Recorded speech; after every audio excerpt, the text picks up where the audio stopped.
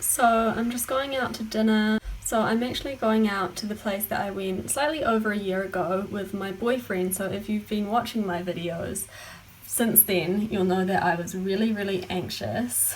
Now I don't feel anxious at all. So that's good. I'm happy. And we're going to an Italian place. I look great, just have to say.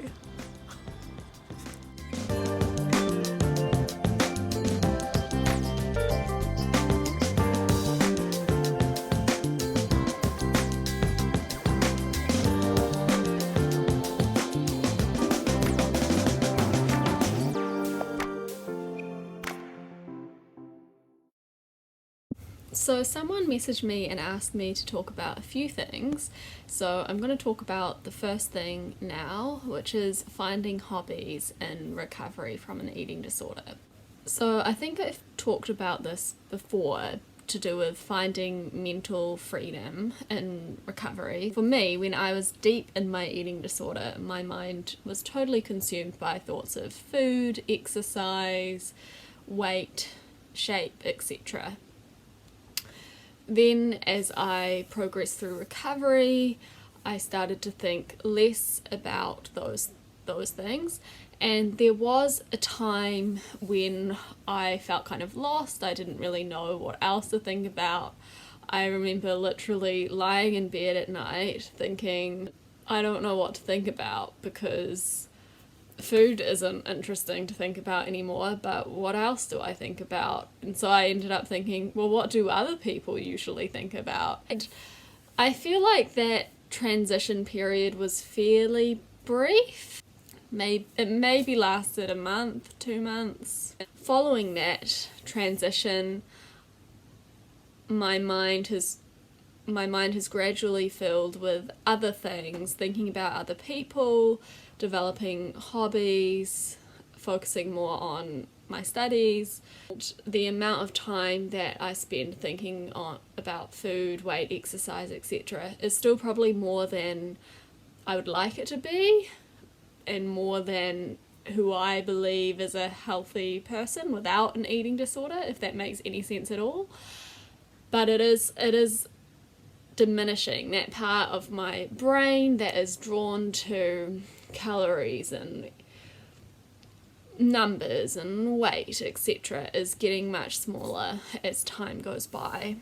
But in that transition period, when you're trying to find new things to focus on, it's part of it is kind of frightening, because through the process of recovery, it's also been a process of rediscovering who I am and what I care about, what I'm passionate about. Because for so long, I just thought that my passions were around health and fitness, which was actually all almost completely, not totally, but health is still important to me, but the way I'd gone about it was very much eating disorder driven. So it's sort of scary, because I was trying to work out who I was, what I actually enjoyed, and I was also a bit afraid of losing my identity. I thought that by gaining weight, letting go of obsessions around food and exercise, I felt like I was also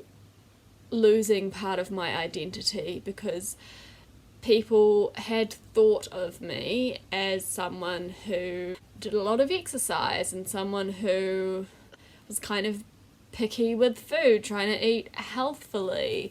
And to most people, I think that my pickiness around food would have been annoying. But to some people, they would compliment me, oh, you're so good. I would offer this to you, but you won't want it because you're so good with your food, not eating X or Y, blah, blah. And for some reason, I was a bit scared of letting that go. I thought people might treat me differently, people might like me less, and none of those things have been true. Through recovery, I like myself more. I think that other people probably like me more as well. It's definitely a lot easier to make friends when you can actually go out and eat with people. And it's, definitely hanging out with friends is a lot easier, because it used to be that I would only really hang out with them if we were doing exercise. So yeah, so I've just gone on quite a long tangent there. I just want to acknowledge that I know it can be scary going through the process of finding new hobbies, rediscovering who you are. But I also want to say that that process is really exciting, and now the rediscovering part of recovery is really one of the things that drives me forward. I'm really keen to find out what else I might enjoy that I've denied myself for so long because of my eating disorder, and because my brain hasn't had the energy to think about, and what things might I think about now that my brain has more energy to do so and is not concerned with making me want food all the time. So I think that it is a fairly natural process that your brain will let go of thinking about food. That becomes less of a concern because you're nourishing yourself regularly now, and you naturally start to think about other things. To an extent, for me, I would say that I am quite an obsessive person. Which won't come as a surprise to many people. And I think there was a risk through my recovery that I would let go of perhaps trying to eat as little as possible, and then gain weight, and then stop thinking so much about food, and then freak out about the fact that I'm not thinking about food, and not want to go back to anorexia, but also want to still obsess over food, and then start obsessing in a different way, like around the health properties of food, or exercising to gain muscle and denying myself certain foods because I'm trying to get stronger, and so I need to eat these foods, and it's not anorexia, but I want to exercise in this way, and I want to eat in this way, and since I've gained weight, that's all fine, right? But it wouldn't be for me. I've been down that road before in a form of quasi-recovery before my relapse, and I know that is all eating disorder driven. It's still controlling weight and shape and food, but in a different way, and that's not who I want to be. I'm going to talk about coping strategies in another video, but definitely my anorexia and obsessing over food and exercise has been a coping strategy for me. It's distracted me from my depressive thoughts, it's distracted me from past events that I didn't want to think about, it's distracted me from my anxiety about social situations, because then I'd be anxious about food instead. And these are all things that I've had to deal with in recovery, and have ultimately made me a stronger and happier person. But it could have gone a very different way, and I want you to be aware of the different paths that you could take in recovery, and really be mindful about the thoughts that you're having, and maybe ask yourself some questions as you are rediscovering who you are and who you want to be. Through my journey of recovery and trying to incorporate new hobbies, I found that I asked myself several questions that you might want to ask yourself as well. So one of the first questions that I asked myself, who do you want to be? Who do you want to be without your eating disorder? And what do you admire about other people? I really admire people who are open-minded and like to try new things. I admire people who are really good conversationalists, who keep up with current events but also read and watch movies and generally have things to talk about. I also want to be a generous person who gives to others but also prioritizes my own well-being. Final thing that I want to be is that I want to be assertive and do things I enjoy rather than things that I feel I should do. And all of these questions and qualities that I admire in other people have helped to guide me as I develop new hobbies. So my boyfriend came over just then and he's right now making dinner for me, which is very nice, and now I have some wine as well. So thinking about who I want to be without my eating disorder and what I admire in other people as well helped to direct my hobbies. So for example, I want to be a better conversationalist, so now I'm really into reading again and also watching movies so that I have more things to talk about with people. And I also am more involved in volunteering now, involved in service groups at university. So other questions that I've asked myself when trying to think about hobbies that I might enjoy include, what hobbies did I enjoy in childhood? So this might not be applicable for everyone if you've had an eating disorder through your childhood, but for me, even though I've struggled with disordered eating for a long time, I did have things that I liked to do as a child as well.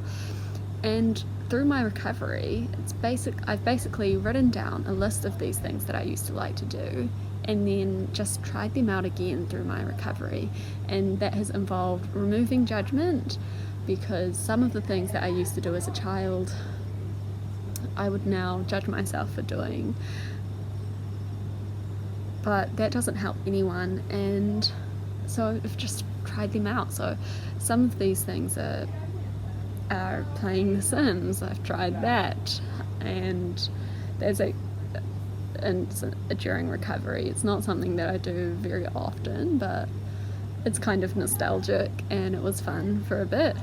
And I also, as a child, I really liked music. I liked playing guitar and piano and singing, and so I tried that out as well, and I'm now doing singing lessons again with my singing teacher from when I was a teenager, which is pretty funny.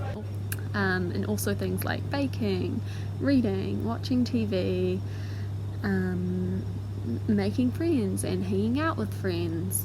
I also, as a child, really liked writing, which is why one of the reasons why I started my blog about recovery from an eating disorder. And also I quite liked making videos as a kid as well, so that's one of the reasons I started this YouTube channel. Another question I've asked myself is, what do other people do with their time? And I openly just ask people that I know, that I'm friends with, what do you like to do in your spare time? And I'm always looking for ideas about what I could do as well. And most people say similar things, like watching Netflix, reading, or maybe some like going to the gym or running, and that's not a hobby. Those aren't hobbies that I want to define myself by, so I kind of just ignore those ones. So, and then the final question that has helped me develop more hobbies is thinking about what new hobbies I could try that I haven't done before, because as I said, I do admire people who are open-minded and try new things, so I want to be like that as well. So I've tried several new things. For example, gardening, not something I'm really into. Making sourdough, also not something I'm into. Experimenting with different genres of movies and books, so that's quite interesting to see how I've changed recently. Watched a lot more thrillers recently than I would have used to. Have done some puzzles, played board games, tried watching different things on YouTube, so like trying new recipes, cooking or baking, which is something I have much more freedom to do now that I'm not scared of everything that I'm eating. I also have tried listening to podcasts, and I really do enjoy that when I'm travelling or like on the bus to uni or something, or when I'm cooking. Going for walks, not my thing. I also tried doing more yoga, also not my thing. I also tried like joining a church and exploring my spirituality. So I think there are lots of avenues to explore when you're leaving your eating disorder behind and developing new hobbies and learning about yourself. And it's a bit scary, but it's also really exciting. So I guess to sum up, I really just encourage you to brainstorm different hobbies that you might like to try, that you've heard other people try, that you used to do in the past and you don't do anymore, and almost just develop a list and then tick them off, try them out, see if you like them. And that can be quite fun to do.